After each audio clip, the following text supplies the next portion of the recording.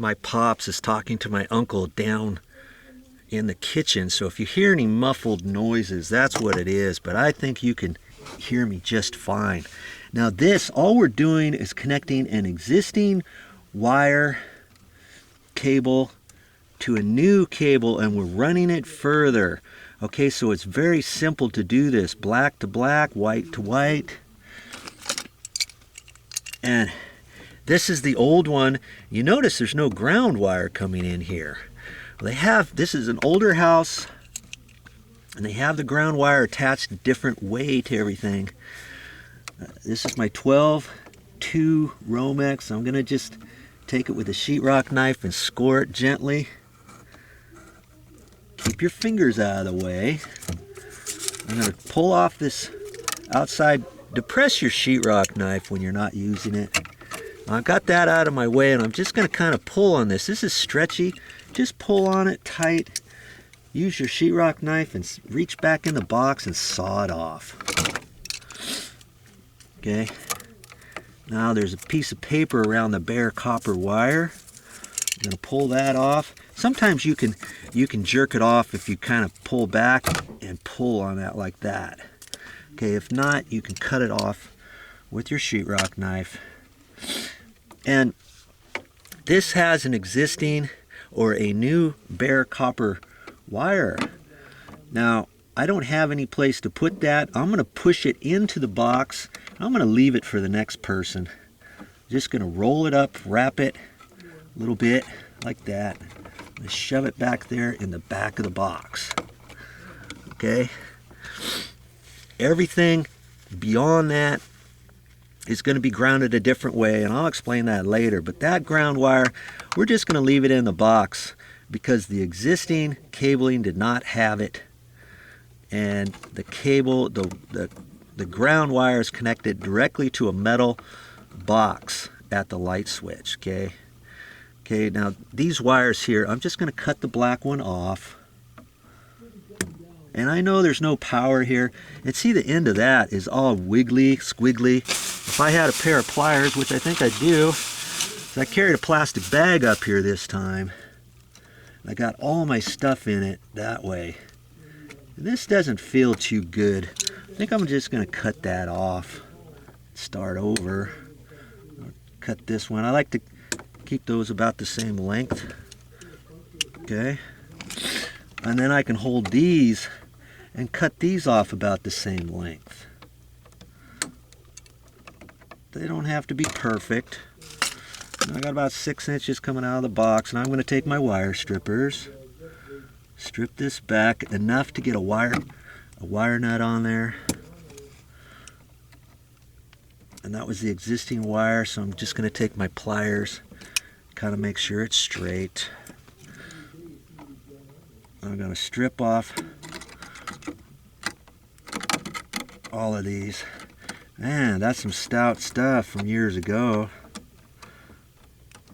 They don't make it that hard for the new ones. Look at that.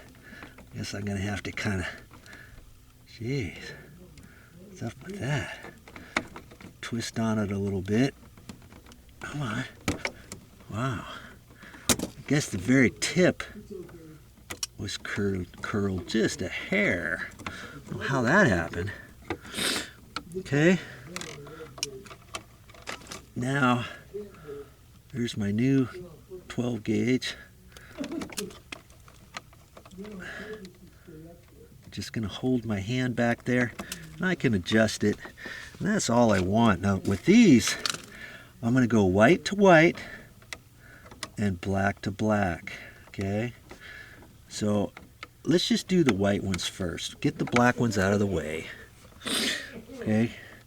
Now, the old wire, just have to make sure it's white and you don't look at it wrong and do it by accident because there was some sheetrock mud on the black wire and you thought it was a white wire or something. Okay? I'm going to hold it up there. Now, with two wires like that, you can use just the yellow wire nuts. And I went to the store.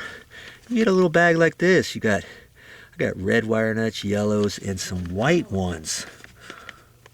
And, you know, you can also go to the store You can get a little bag like this.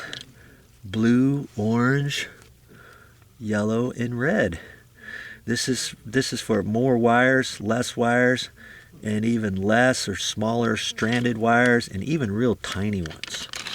You can get anything at the store. And you know, you can also go to the store, you can get a little bag like this. Blue, orange, yellow, and red. This is for more wires, less wires, and even less or smaller stranded wires, and even real tiny ones. You can get anything at the store. Okay, so I'm just going to hold both of those up, and I want to make sure that the copper sticking out isn't sticking out too far. Okay, to put the wire nut on. Just going to twist it on there, hold the wires, you know, twist it on there as tight as you can go. You don't want to, it's really preferred not to use existing wire nuts. You know, if you use them off of something else, sometimes they don't hold as well. Okay, let's just keep those off to the side now. Okay, let's do the black ones now. Black to black. I'm going to hold them up there. Just kind of bend them. You want to hold them straight like that. Put the wire nut on, twist it on there. Hang on to them. And tighten that sucker up. Okay? Like that. And incidentally, make sure your power's off. And I know it is. There's no power to this box yet. I made double sure of that. Okay, now I'm just gonna fold that about halfway, reach down there, and fold it again. Okay? I don't want to just do one because maybe the wire head won't fit in there. Sometimes it will, see? It'll fit. I could leave that just like that if I wanted. And in fact, I think I will. I'll just push it down in there. Bye-bye. Okay, just like that. And if you notice where I had got my cable, I put a staple in there within 6 inches of the box. The existing wire is coming from here, and I got a staple on the back side. You're just going to have to trust me on that. Well, here's my blank plate. And incidentally on this, when you go to the store, make sure that the plastic bag's got 2 screws in it. Inevitably, the time you really need it and you check on it, you find out there's only 1 screw or the bag had broken. I always do that. You know why? Yeah, I bet you know why. Okay. Make sure you get the right blank plate, and usually one size will be fine. You know, you just don't want to get one and find out it's not going to fit on your box or something. Okay, just line that up. And these screws are a little bit long, but just work with them. You know, I'm up here kind of at a funky angle, right-handed. And I may have to kind of come down here. Be careful when you're working up in a attic.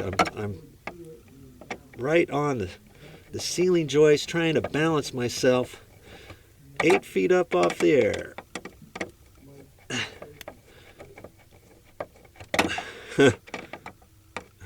Usually I hold my hand on there on the screwdriver. And these screws are fairly long. Okay? And also, just make it snug. Don't over tighten it. If you've got the hard plastic blank plates, you could crack that. If this is a vinyl cover plate, you could cinch it in there and it's going to depress a little bit if you get it too tight, but it's not going to crack. You know, you don't want to be up in the attic and tighten it and it snaps off and kadoink. You know, you're always, whenever you do a junction box like this, you need to put the cover plate on. That keeps critters out of there.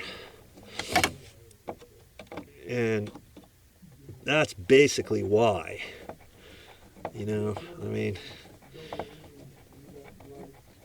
it's not a complete job until you have your blank plate on there, and the inspector would never let you get by with that.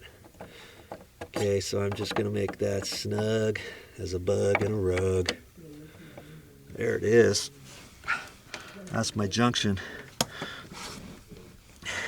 You see, it didn't really take very long. Not all junctions are the same. You know, we've got that one now. We'll take a look at this one we're going to do next. See where this wire goes. The power, the light switch wire, the old wire came that way. You saw it, and then I had to put that new wire in there because we're going over to another junction box. Look at that one. We got a couple extra wires in there. This one's going to be wired differently. This is going to be a little tricky, so you may want to check it out.